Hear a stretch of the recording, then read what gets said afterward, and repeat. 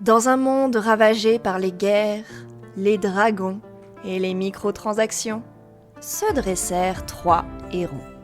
Corax, le collectionneur fou, dont les poches débordaient de pierres de combat et de regrets financiers. Marnise, l'ingénieur gobelin, persuadé que tout problème se résout avec assez d'explosifs.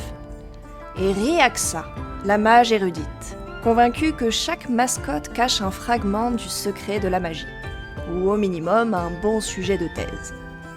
Ensemble, ils allaient façonner une légende. Une légende faite de stratégie, de courage et de cris de murloc.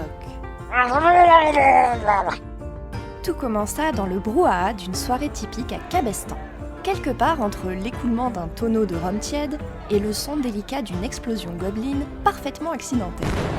Au fond de la salle, Corax, collectionneur invétéré, vantait ses exploits à qui voulait l'entendre.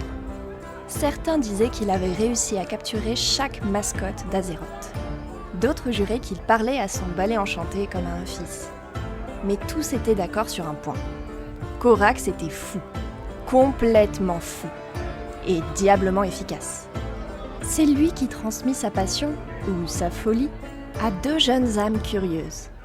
Un gobelin ingénieur un peu trop ambitieux, et une elfe de la nuit mage avide de savoir. Ce soir-là, entre 2 pintes et 3 débats enflammés sur l'intelligence émotionnelle des murlocs, Marnise et Ryaxa furent initiés à un nouveau monde, celui des combats de mascottes.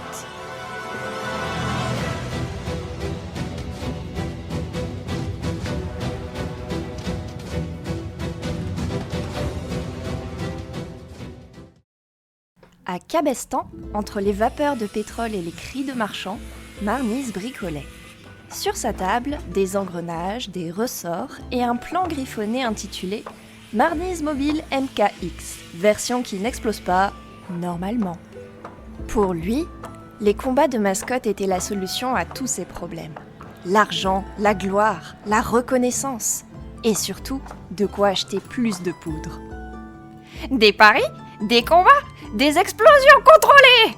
Qu'est-ce qui pourrait mal tourner? Lança-t-il, avant qu'une de ses mascottes mécaniques ne prenne feu derrière lui. Pendant ce temps, à Hurlevent, Ryaxa notait méticuleusement ses observations dans un carnet couvert de symboles runiques. Pour elle, les mascottes n'étaient pas des jouets ni même des outils, c'étaient des fragments d'énergie, des reflets d'ancienne magie. Chaque petite créature semblait vibrer d'un pouvoir unique, presque conscient. Et si les mascottes apprenaient? Et si ces créatures étaient simplement un autre langage de la magie? Un moyen d'expression pour Azeroth? Marnise, lui, se fichait de la magie. Il n'était intéressé que par la physique, la chimie et la rentabilité. L'avantage avec les mascottes mécaniques, c'est qu'elles se plaignent pas quand elles perdent un bras. Ces mascottes grinçaient, s'entrechoquaient, couinaient et parfois prenaient feu, mais il y voyait du potentiel. Corax lui avait dit, un jour... Un bon dresseur ne dresse pas, il comprend. Marnise avait haussé les épaules. Ouais, moi je comprends surtout le profit. À Hurlevent, Ryaxa assistait à son premier combat officiel de mascotte. 2 dresseurs, 2 équipes, et au centre, une chorégraphie étrange de sorts miniatures et de griffes étincelantes. Elle sentit son cœur accélérer. « C'est beau !» dit-elle à voix basse. « C'est vivant !» Un spectateur la dévisagea. « C'est surtout rentable, ma petite dame. On parie ?» Elle esquissa un sourire. « Non, j'étudie. » Pendant que Ryaxa découvrait la magie des mascottes, Marnise, lui, découvrait la triche. Parier contre soi-même, c'est pas tricher, c'est stratégique. Il ne le savait pas encore, mais ces machines attireraient bientôt l'attention de dresseurs bien plus puissants et bien moins patients.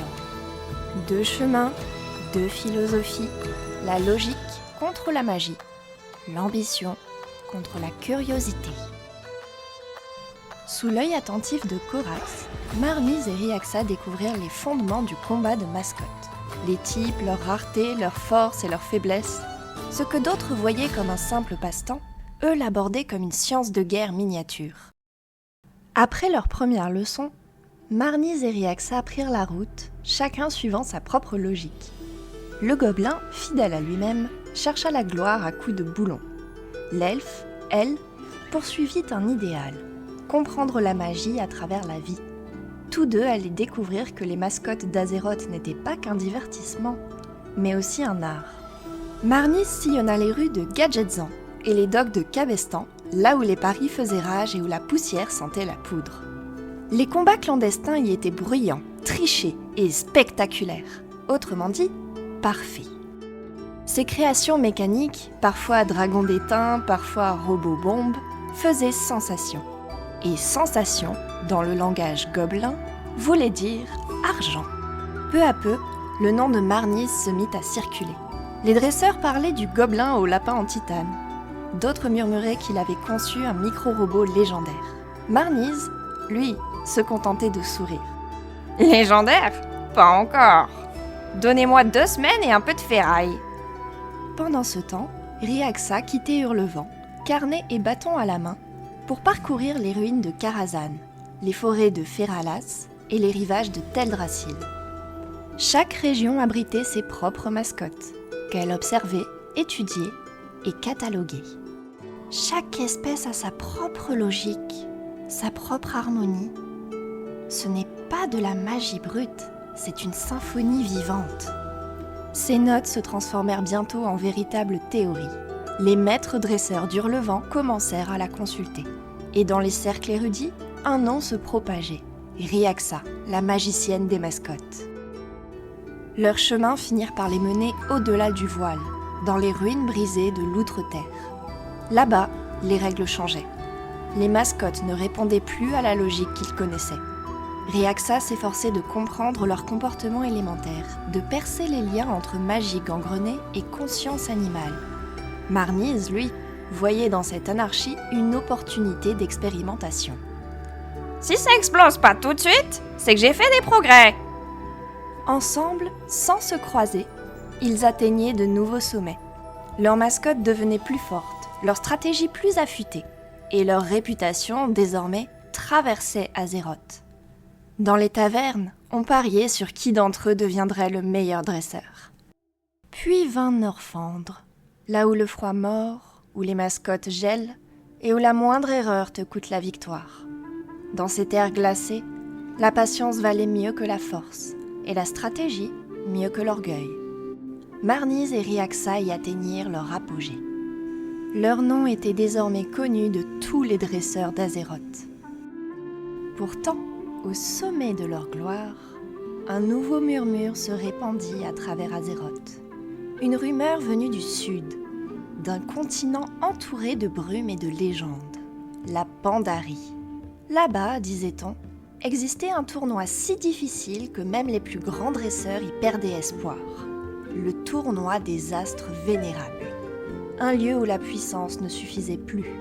Un lieu où l'humilité, la patience et la sagesse décidaient de la victoire. Ryaxa y vit un appel. Elle voulait comprendre la philosophie des Pandaren, ce lien profond qu'ils entretenaient avec la nature. Si les mascottes reflètent nos âmes, alors ici, je découvrirai peut-être la mienne. Marniz, lui, y vit un défi. Un tournoi impossible? Parfait. Si je gagne, je fais payer l'entrée pour les prochains. Corax, lui, n'envoya qu'une lettre. Ne sous-estimez pas ce tournoi. Ces vieux maîtres ont vaincu bien des légendes.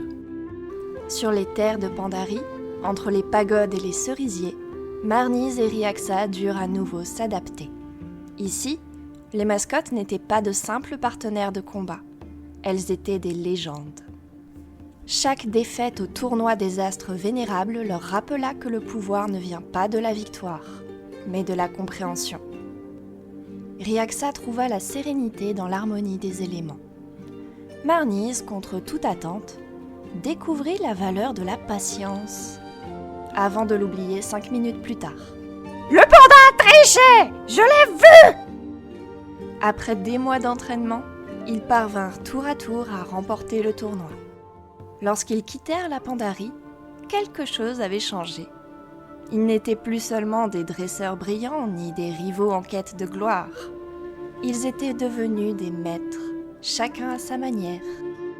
Les années passèrent. Marniz ouvrit une boutique de mascottes mécaniques à Cabestan. Entre deux explosions, il enseignait aux jeunes gobelins l'art de faire fortune sans perdre tous ses doigts. Riaxa publia ses recherches à Dalaran, ses écrits devenant des ouvrages de référence pour les érudits et les dresseurs en quête de sagesse. Et Corax, lui, continua simplement à collectionner. Certains disent qu'il possède aujourd'hui chaque mascotte d'Azeroth. D'autres prétendent qu'il en a lui-même trouvé l'origine, une source ancienne, antérieure au premier sort, où la magie et la vie ne faisaient qu'un. Personne ne connaît la vérité. Mais parfois, dans les tavernes, on jurerait avoir entendu parler d'un homme en manteau de cuir, voyageant avec une nuée de mascottes aux yeux remplis d'étoiles. On raconte qu'il a quitté Azeroth, qu'il a traversé les cieux eux-mêmes, cherchant à comprendre la raison d'être des mascottes, leur lien avec les plans primordiaux et même avec les titans. Certains affirment l'avoir vu, quelque part au-delà du voile, défiant Algalon, l'observateur lui-même. D'autres disent qu'il erre encore, déterminé à maîtriser toutes les mascottes, des dragons jusqu'aux abominations des profondeurs. Mais une chose est sûre, son aventure ne fait que commencer. Et si toi, jeune dresseur, veux suivre ses traces, alors prépare-toi. Parce qu'au fond, même les plus petites créatures d'Azeroth peuvent accomplir de grandes choses quand elles marchent aux côtés d'un dresseur digne de ce nom. Merci d'avoir regardé cette vidéo jusqu'au bout. Si elle t'a plu, lâche un pouce bleu, laisse un commentaire, abonne-toi, active la cloche et on se revoit bientôt.